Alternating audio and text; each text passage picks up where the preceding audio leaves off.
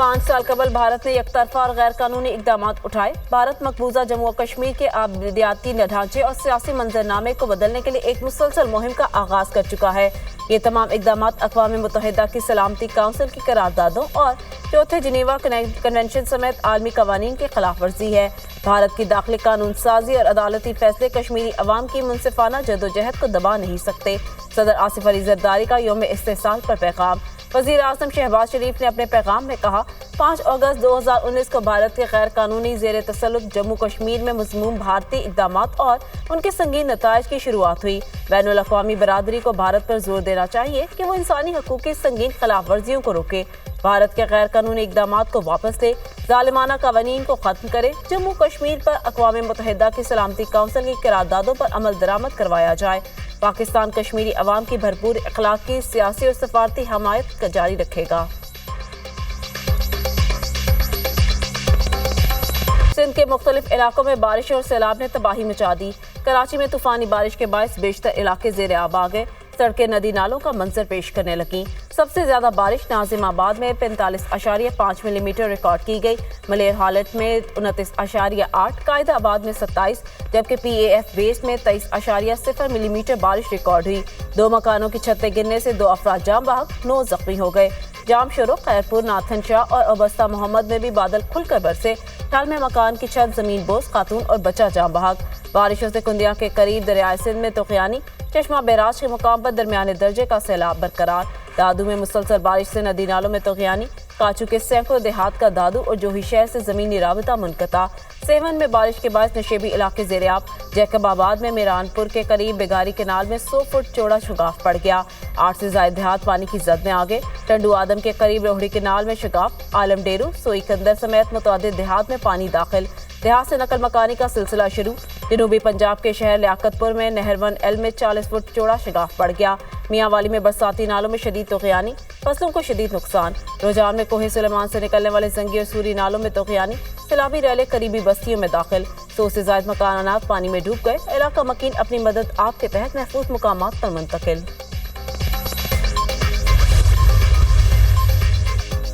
इंतखाबात में हमारी अक्सरियत तस्लीम करने तक हुकूमत या फौज से अदालत के बाहर कोई तस्फिया नहीं होगा। नए इलेक्शन और मेरे खिलाफ केस खत्म किए जाएं तो फौज के साथ मुज़ाकरात के लिए तैयार हैं। शहबाज शरीफ की मखलूत हुकूमत से बातचीत करने का फ़ायदा नहीं, जो असल कुव्वत है इनसे ही बात करना ज़्यादा सूदमंद होगा। हम ऐसे तमाम मुज़ाकरात के लिए तैयार हैं जो मुल्क की बिगड़ती सूरत हाल को बेहतर कर सके। हमें अपनी मुसल्लह फ़ौज पर फ़ख्र है। फौज के साथ बेहतरीन ताल्लुकात बरकरार ना रखना बेवकूफ़ी है। हुकूमत के खात्मे के बाद से मेरी तनकीद अफराद के खिलाफ रही, इदारे के खिलाफ नहीं। फौजी क़यादत के बारे में गलत फहमियों को पूरा इदारे के खिलाफ नहीं ठहराना चाहिए। फरवरी के इंतखाबात पाकिस्तान की तारीख के धांधली ज़दा इंतखाबात थे। बानी PTI का गैर मुल्की न्यूज़ एजेंसी को इंटरव्यू।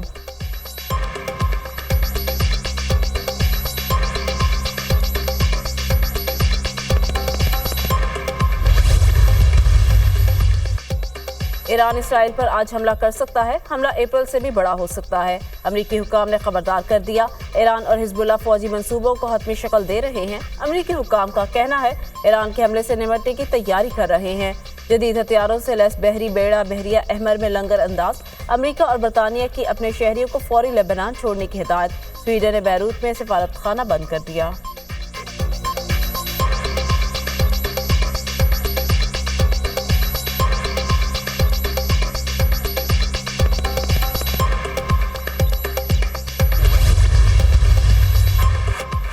ईरानी सदर ने इस्माइल हनिया के कत्ल को इसराइल की बड़ी गलती करार दे दिया। बेईमाना कत्ल आलमी कवानीन की खिलाफ वर्जी है। इसराइल को इसका जवाब देना होगा। ईरानी सदर मसूद पज़ेश्कियान का बयान। इसराइल के खिलाफ जवाबी कार्रवाई के लिए संजीदा है। इसराइल के जुर्म पर इसका एहतसाब जरूर किया जाएगा। कायम मुकाम ईरानी वज़ीर ख़ारिजा अली बाकरी के अर्दन और मसर के हमंसों से राब्ते। कहा, इसराइल की खतरनाक मुहिम जोई से खित्ते की सलामती को खतरा है। मुस्लिम ममालिक को मुतफ़िक़ा और फैसला कुन मौक़िफ़ अपनाना चाहिए।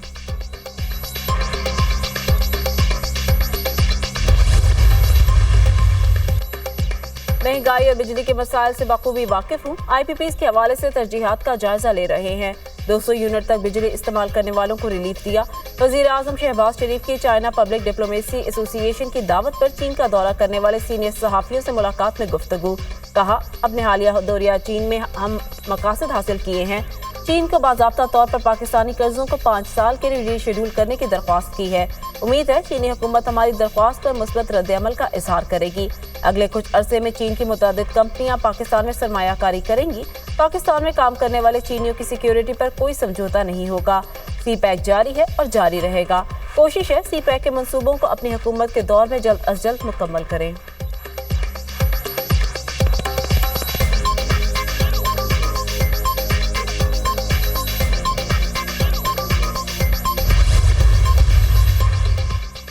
جماعت اسلامی کا راولپنڈی میں مہنگائی کے خلاف دھرنا جاری۔ کراچی میں گورنر ہاؤس کے باہر بھی دھرنا۔ امیر جماعت اسلامی حافظ نعیم الرحمان نے دھرنے کے شرکاء سے خطاب میں کہا، وزیر اعظم بجلی کے بل کم کر دیں، اسی میں نجات ہے۔ یہ نہ ہو آپ کی حکومت ہی چلی جائے، ایک ہی راستہ ہے، عوام کو ریلیف دو۔ وزیر اعظم سمیت سب آئی پی پی سے متعلق جھوٹ بول رہے ہیں۔ آئی پی پیز کو بچانے کے لیے ہمیں ڈرایا جاتا ہے۔ آئی پی پیز کا دھندا پیپلز پارٹی کے دور سے شروع ہوا۔ ایم کیو ایم ہر دور میں حکومت کا حصہ رہی۔ آج ایم کیو ایم والے کہتے ہیں آئی پی پیز نہیں ہونی چاہیے۔ گورنر سندھ نے ہمارے لیے چائے پانی بھیجا، شکریہ۔ گورنر سندھ 300 سی سی سے کم گاڑی میں بیٹھنے کا اعلان کرے۔ یہ نہیں ہو سکتا ایک مخصوص طبقے کو بڑی گاڑیاں اور مراعات ملے۔ سارا بوجھ تنخواہ دار طبقہ اٹھائے۔ صاف اور سیدھی بات ہے، بجلی کی قیمت کم کرو اور جاگیرداروں پر ٹیکس لگاؤ۔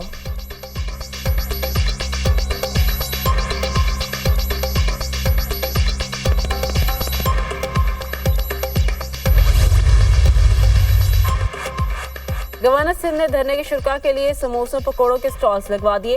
کامران ٹیسوری نے خود دھرنے کے شرکاء کو پکوڑے اور گلاب جامن پیش کیے۔ امید کی گھنٹی بجانے پر جماعت اسلام کی پہلی ڈیمانڈ پوری کر دی۔ حافظ نعیم الرحمان مناظرہ کر لے۔ جماعت اسلامی نے اتنے مسائل کو اجاگر نہیں کیا جتنے مسائل کا میں نے گورنر ہاؤس میں بیٹھ کر حل تلاش کیا ہے۔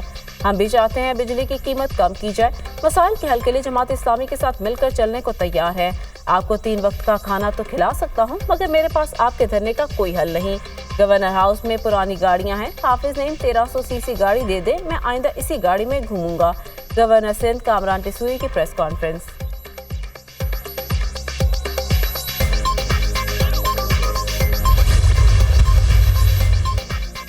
وزیر اعلیٰ پنجاب مریم نواز نے اپنی چھت اپنا گھر پروگرام کے لیے 3 ماڈلز کی منظوری دے دی۔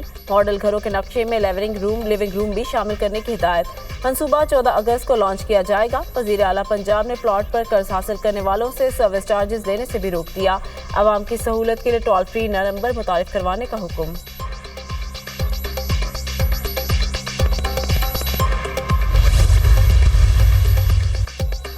لاہور میں پی ٹی آئی رہنما نجی ہاسپٹل کے مالک ڈاکٹر شاہد کے قتل میں اہم پیش رفت۔ پولیس نے مقتول کے بیٹے قیوم شاہد کو حراست میں لے لیا۔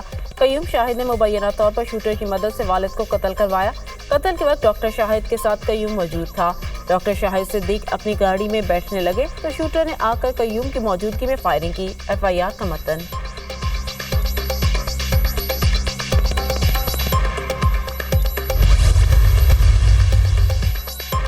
بنگلہ دیش میں طلباء کی سول نافرمانی کی تحریک کا آغاز۔ وزیر اعظم شیخ حسینہ واجد کے استعفے کا مطالبہ زور پکڑ گیا۔ ڈھاکہ اور دیگر شہروں میں پرتشدد مظاہرے، پولیس کے ساتھ جھڑپوں میں 77 افراد جاں بحق، متعدد زخمی ہو گئے۔ مشتعل عوام نے بسوں کو آگ لگا دی۔ حکومت کے کرفیو لگانے کے احکامات، موبائل اور انٹرنیٹ سروس بھی معطل۔ بنگلہ دیش کے آرمی چیف کی مسلح افواج کو عوام کے جان و مال اور اہم ریاستی اداروں کا تحفظ یقینی بنانے کی ہدایت۔ کہا، بنگلہ دیشی فوج عوام کے ساتھ کھڑی ہے۔ فوج عوام کے اعتماد کی علامت ہے اور اسے ٹھیس نہیں پہنچائے گی۔